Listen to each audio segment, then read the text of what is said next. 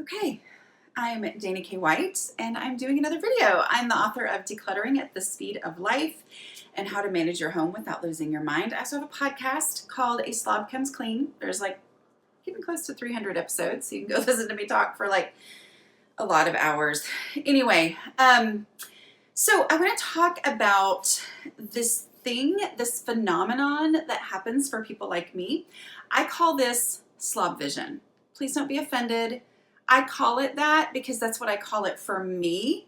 I'm not saying that's the case for you. I'm just saying when I started what I call my deslobification process, it was me writing about me working on my own home, writing about why in the world it was always a disaster and what was I doing, what was I not doing. And one of the things I realized is I don't see incremental mess, which means I can see perfectly clean and I can see horribly messy, but I don't see the actual happening in between, okay? So a lot of my daily strategies have to do with that, okay? But still, there are just areas in my home that I'll just be living my life, walking around, doing my thing. And all of a sudden, one day, I think, wow, my house looks good, except, oh my word. What in the world is going on here? How long has that mess been here? We're not going to worry about that. We're just going to deal with it, because here's the thing. Stuff like that, because it's so frustrating that I somehow have not even seen it and realized that it was there for I don't even know how long, it can make me just feel like, oh my word, what do I even do in this situation? Because my first thought is I'm just going to shove it all into a trash bag and be done. And then I start going, oh wait, that right there is sentimental. And what if there's other stuff in it? So I just use my 5-step decluttering process. I use this process no matter how overwhelming the mess. And also I use this process just when it's like a messy week in my house and really I'm just kind of picking up. Using this process helps me talk myself through it, helps me know what to do next, and gets me moving. I've got my cool ladder thingy. Just a little note. This is something that we brought home from my husband's parents' home when we cleaned it out. And it's useful. And it brings back all the happy, sentimental feelings of, oh, Papa used that. So I just want to encourage you. I know this one is not about sentimental stuff, but I'm just saying, like, I have found it so much more effective and so much more honoring to have brought useful stuff into my home from cleaning out, the home of loved ones who have passed away. So yeah, I cannot pretend that this is recent clutter because it is covered in dust. So here's the thing. I used to think, no, I like to clean, but if there's clutter everywhere, you can't actually clean it. And let me just tell you, one of my best excuse busting tricks that none of y'all can even use as an excuse anymore. Here's the thing. When there's that much dust, and I know that dealing with dust is going to send me into an allergy attack, it is so tempting to say, I can't deal with that right now. I'm not the only one. I hear it from you guys too. But guess what? I have a trick. There you go. Now you can't say that you don't have the excuse. I've been doing this for years, you guys. I have been wearing masks to clean, to keep myself from breathing in dust, to keep myself from having an excuse to not clean for years. And people are like, but who has a mask? Well, guess what? We all have them now. Welcome to 2021. All right, so here we go. My first step is trash, okay? So I usually say a black trash bag, but this is what I have, and so that's what I'm gonna use. It's opaque at least, so it's black on the inside. I don't know why this is the new thing, but anyway. What I'm gonna do first is I am going to look for and get rid of obvious trash. Whether there's obvious trash or not, I'm going to look for it, okay? Whether I think there's gonna be or not, I'm gonna look for it. Well, there's some obvious trash. Our 2020 movie theater refillable stuff. probably could have gotten rid of this in March, and I didn't because I kept holding out hope, and it just represented something so terribly sad. But guess what? Even if we could go to the movies, it would be expired. So, straight into the trash. All right, what else can go in the trash? I'm gonna put this candle that I obviously don't ever actually burn in the trash. Don't be offended. I know you can always donate that if you wanted to. Okay, what else do I have? I don't know what that is. What is that? I have my donate box. I'm going to go ahead and pull that up. But let me see if we have any other obvious trash. Let's see. This looks like it could be trash.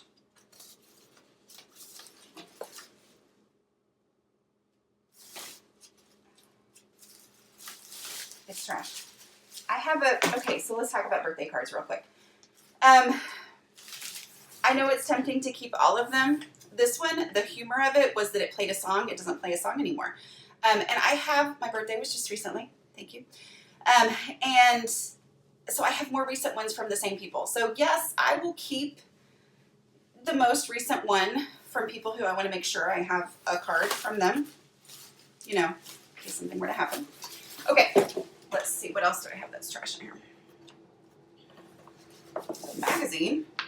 Oh, it's a magazine, but I think I'm actually in it. Anyway, so I am going to take this to the place where I would look for it first, because that's my first decluttering question. Where would I look for this first? If it was a magazine that I wasn't in, I would throw it away. Actually, here is some, oh, I think I'm in that too. Anyway, here's the thing. I would not have gone looking here if I was like, where are some of those magazines I've been in? Anyway, I'm going to go take this to where I would look for it first. Okay, that's my first decluttering question. If I needed this item, where would I look for it first? I thought this was trash. Oh, it's so not. Let's see. Okay. All right, I'm going to go take it there right now. So I took that to the bottom shelf of my bookshelf in my living room. I'm asking myself, where would I look for this first? Because the truth is, I obviously did not have an actual place to put them. And I know there's others in random places, but I can't think where that would be. So what I do is I ask myself, if I was looking for this item, where would I look for it first? The first place that pops in my head as a, well, maybe I put it there. That first place where I would look for it, that's where I take it right now. By taking it right now, even if I got distracted in this very moment, this space has a little bit less in it than it did before, which means I have done some decluttering. I have successfully decluttered. I'm not done, but I have made some progress.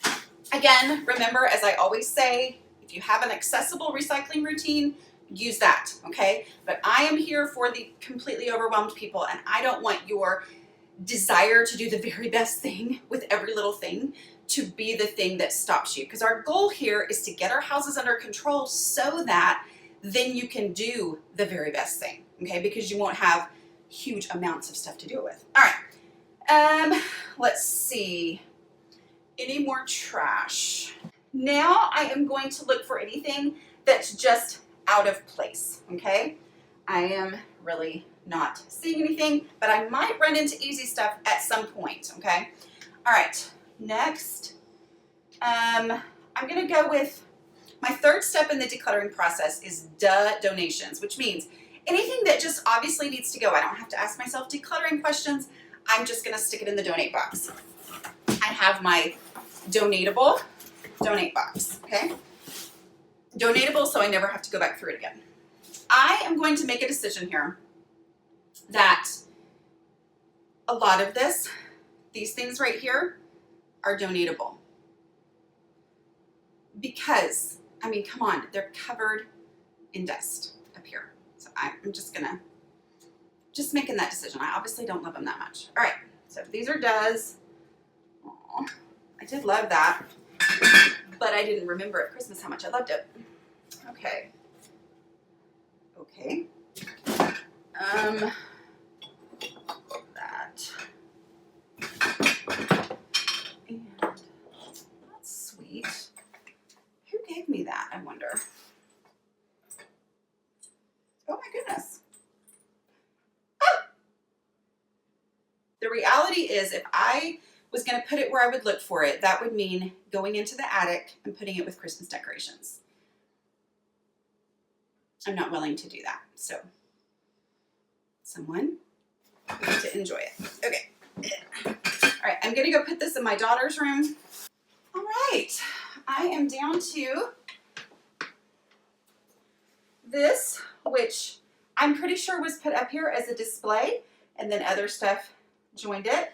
This is a better mold that I've had since I was a little girl that my mom gave me, and I love it. Okay, and this is from when I worked and lived in Thailand. I purchased that. So, okay, those two things are going to stay here. Got a church directory. As I declutter, I see that I have two of the same thing, most likely because this is where I would actually look for this church directory first. So I'm going to get rid of one of them.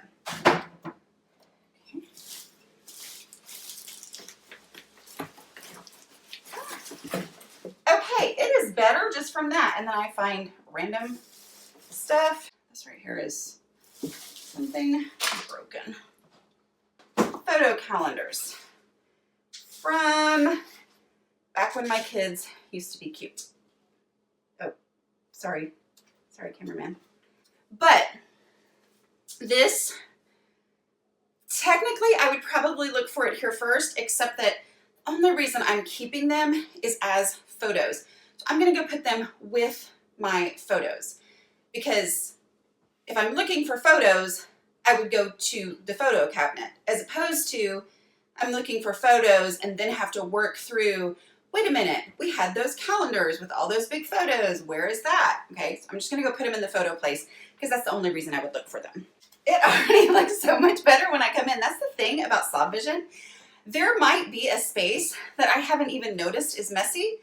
But somehow when I deal with it and clean it, all of a sudden I notice that it looks good. Okay, I grabbed my random Swiffer thing. Just so you know, you determine that it's time to get rid of the Swiffer when it stops working, not when it looks like this. You can use it when it still looks like this. Okay, so I grabbed that anyway. I'm just going to use that to dust. Okay. Now, okay.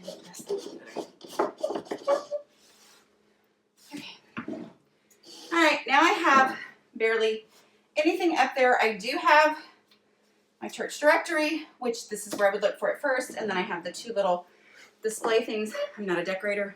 If you think I'm a decorator, go to a different channel. Or if you're looking for a decorator, go to a different channel. Okay, here we go. Oh my word. But it just looks so much better without the clutter, right? Okay, so the full steps, let's see, there was trash, easy stuff, anything that belongs somewhere else in the house. I really had to move on. I did have a bunch of declutter. The fourth step is asking my two decluttering questions. Where would I look for this first? That was the most beneficial for me in this process.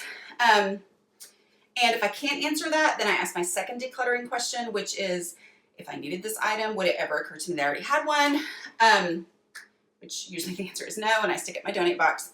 And then the fifth step is to make it fit. Implement the container concept, okay, which is I can only keep as much as will fit in this space and it still be easily usable. That doesn't really apply here as much, except for part of that step is to consolidate like things. Well, that's how I figured out that I had two of the exact same church directory, so I was able to easily get rid of one of them, okay? Where if it's just kind of a big pile, sometimes you're like, oh, church directories, those are, I need to keep that. Oh, a church directory. But when you consolidate it, then your brain goes, oh, yeah, I actually don't need 7 of whatever.